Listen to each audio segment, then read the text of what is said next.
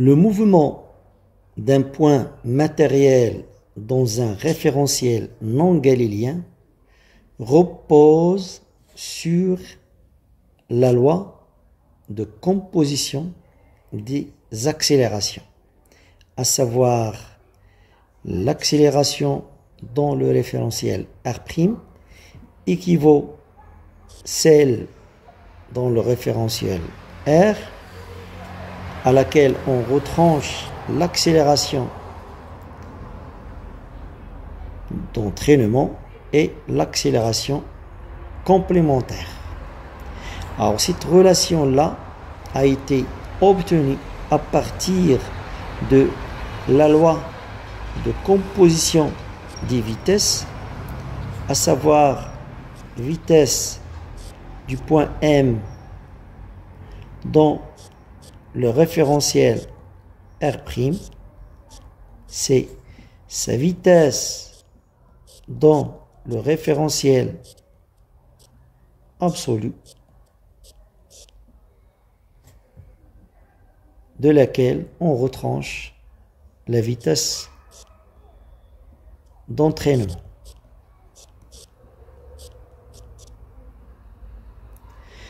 Alors, sachez que la vitesse d'entraînement représente la vitesse du point coïncident, c'est-à-dire le point qui, à l'instant T, coïncide avec le point M de R et qui est fixe dans R'.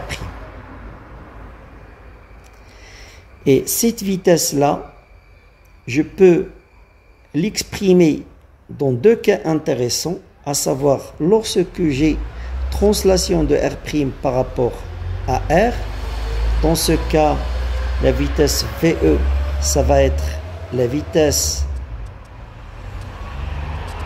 du point O' dans R. Et lorsque j'ai une rotation autour d'un axe fixe, par exemple à la vitesse angulaire oméga, dans ce cas, le VE, ça va être égal à oméga, produit vectoriel, H M. H étant le projeté orthogonal du point M sur l'axe de rotation. Et cette écriture-là pourra être simplifiée de cette façon-là. R oméga Eθ. Eθ, le vecteur unitaire orthoradial de la base de Freinet. R, le rayon de la circonférence du mouvement d'entraînement. Alors, en ce qui concerne l'accélération maintenant relative, donc elle est exprimée en fonction de celle dans R, de laquelle on retranche deux termes. Le premier, c'est l'accélération d'entraînement et le second, c'est l'accélération complémentaire. Alors, sachez que l'expression de AC, c'est en fait 2 oméga, produit vectoriel, la vitesse par rapport à R' du point M.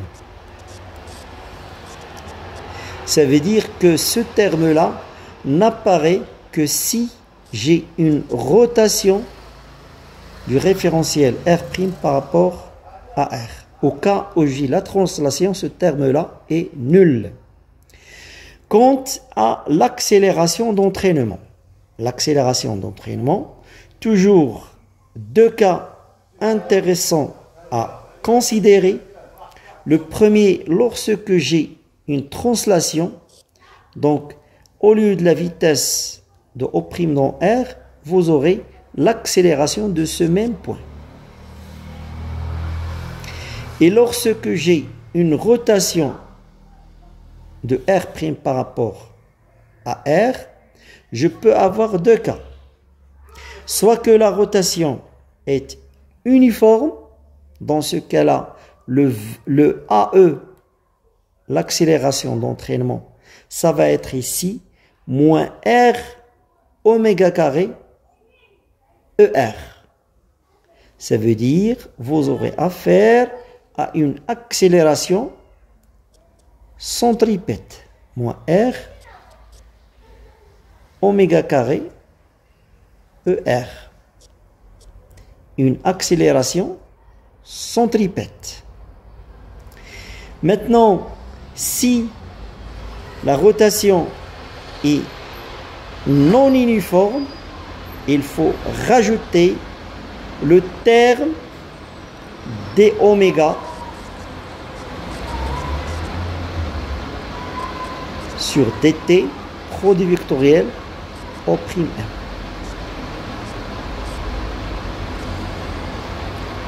Et donc, dans le cas général, AE, vous aurez un terme de translation, c'est-à-dire A de O' dans R, plus un terme de rotation d oméga sur dt, produit vectoriel O', plus un troisième terme, c'est oméga, produit vectoriel, oméga, produit vectoriel O'.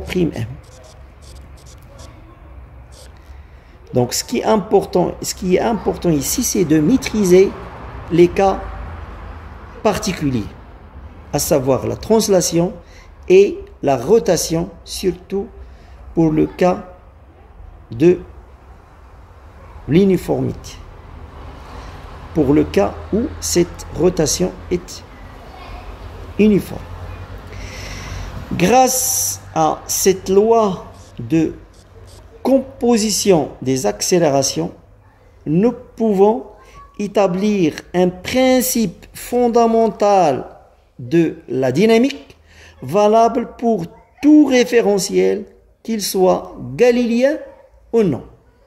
S'il est galiléen, il n'y a pas question de tenir compte des forces d'inertie d'entraînement et des forces d'inertie de Coriolis. Si ce n'est pas galiléen, il faut rajouter à la résultante du force appliquée au point M dans R, il faut rajouter à cela ces deux forces fictives qui sont en fait liées aux expressions de l'accélération d'entraînement et l'accélération de Coriolis. Maintenant, nous pouvons passer à des cas simples ou des exemples d'utilisation de cette relation fondamentale de la dynamique dans un référentiel qui n'est pas galiléen. Dans le cadre de l'application du principe fondamental de la dynamique dans un référentiel non galiléen, on vous propose un premier exemple qui concerne une personne placée à l'intérieur d'une cabine en mouvement de translation à l'accélération A. Et notre but, c'est d'estimer le poids de cette personne-là. Alors, il y a ici deux référentiels. Le premier, c'est un référentiel terrestre, qu'on suppose un référentiel galiléen. Le second, R', attaché à la cabine et qui est généralement un référentiel non galiléen. Donc il y a trois phases de mouvement à considérer. On suppose la première, et la plus simple d'ailleurs, lorsque cette accélération A est nulle. Dans ce cas, la vitesse d'entraînement de O' par rapport à R, cette vitesse est une constante. Et donc, on a une translation rectiligne uniforme de R' par rapport à R. Et dans ce cas, le R' sera aussi un référentiel galiléen. Du fait que les référentiels galiléens sont tous en translation rectiligne uniforme les uns par rapport aux autres. Ça traduit la relation A dans R' du point M, c'est aussi l'accélération dans R du point M. Et mais si c'est la personne.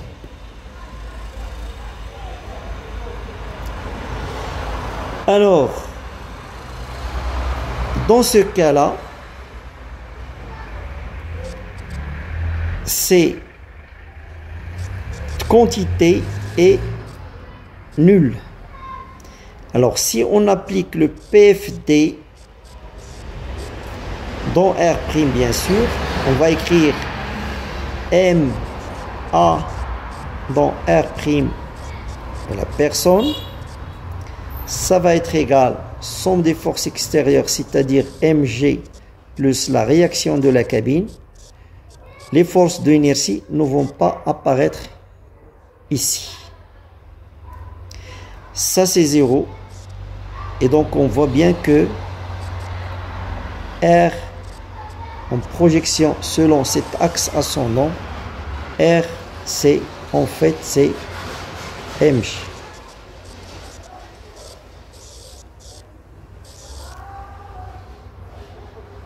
Et donc ici, le poids est bien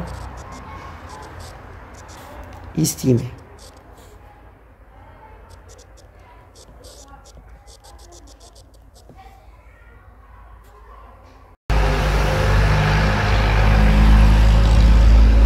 Toujours dans le cadre de la dynamique dans un référentiel non galiléen, cette fois-ci, on s'intéresse à un mouvement rectiligne uniformément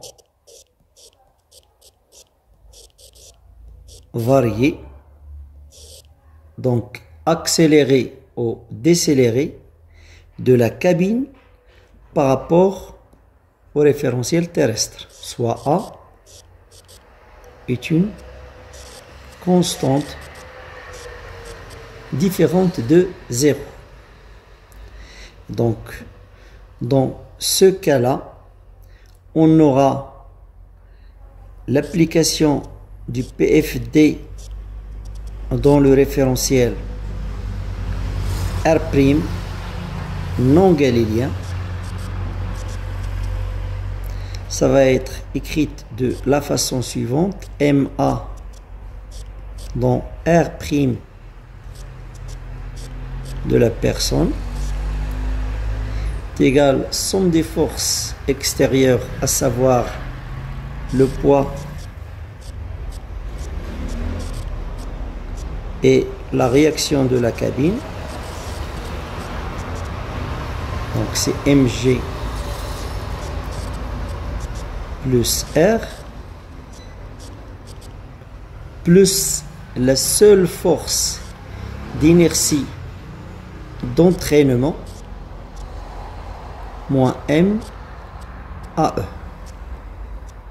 Ici, toujours la force d'inertie de Coriolis est nulle, du fait de la translation de R' par rapport à R. Et le AE ici se résigne à l'accélération de O' par rapport à R, soit A.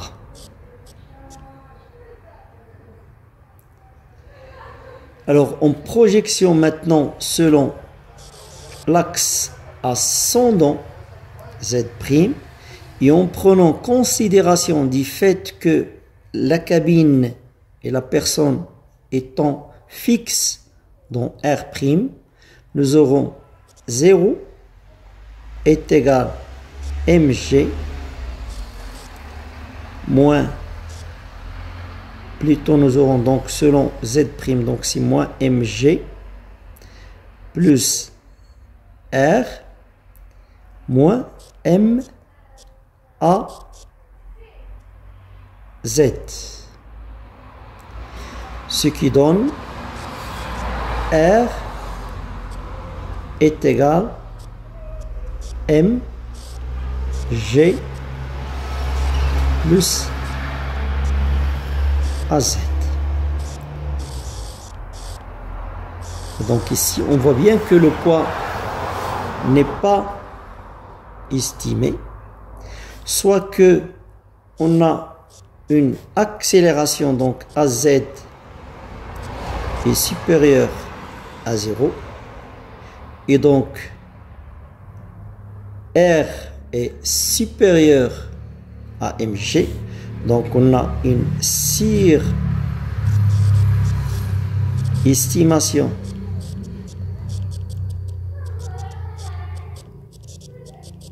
du poids,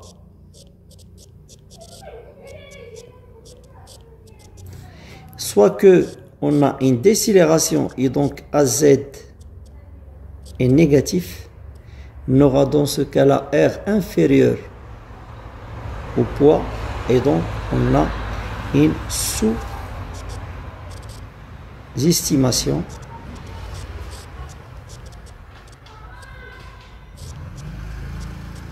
du poids.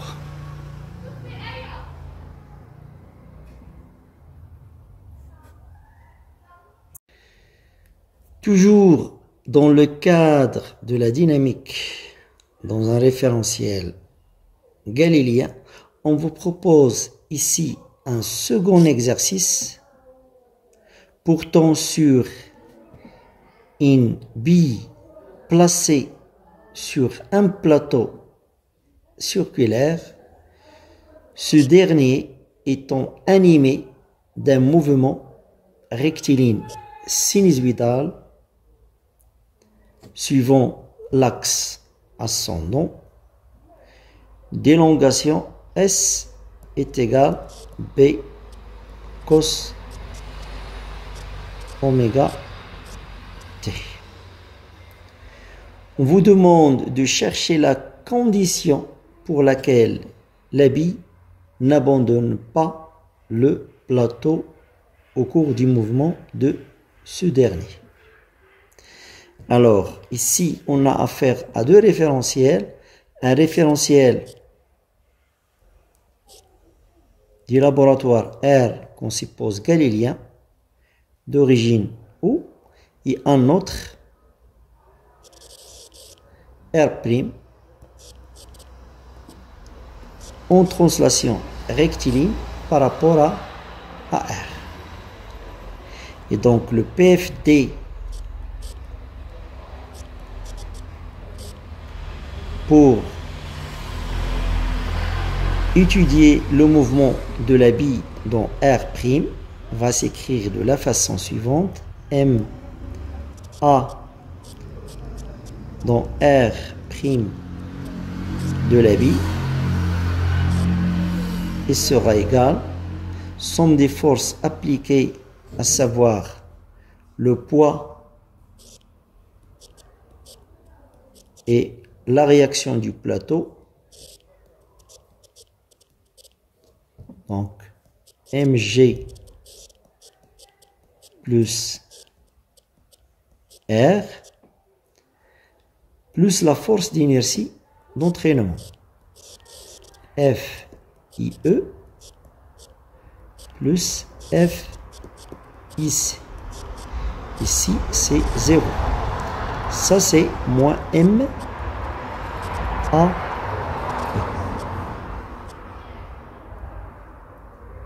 Et l'accélération d'entraînement représente en fait l'accélération du point coïncident, point fixe dans R', et qui coïncide à l'instant T avec la bille. Donc, le AE, ça va être lié à cette élongation S. Et en projection selon l'axe O'Z', on va obtenir MZ' de point est égal moins MG plus R moins M S de point. Et ce S de point là, ça va être moins oméga carré S.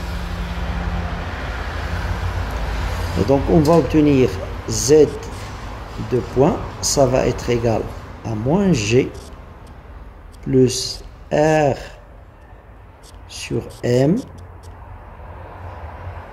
plus oméga carré A cos oméga t. Et donc la condition pour que la bille n'abandonne pas le plateau, ça va être la suivante.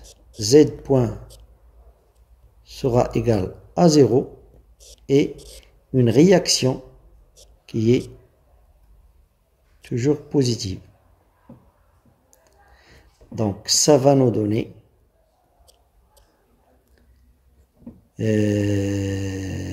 R, c'est en fait c'est M G moins M oméga carré A cos oméga t. Ça c'est R qui doit être supérieur ou égal à 0. Donc, on va obtenir G qui est supérieur ou égal oméga carré A cos oméga t. Et la valeur optimale de cos oméga t, c'est 1. Donc, c'est supérieur ou égal à oméga carré fois A. Et ce qui va nous donner une pulsation inférieure ou égale à une pulsation critique qui est égale à G sur A puissance 1/2.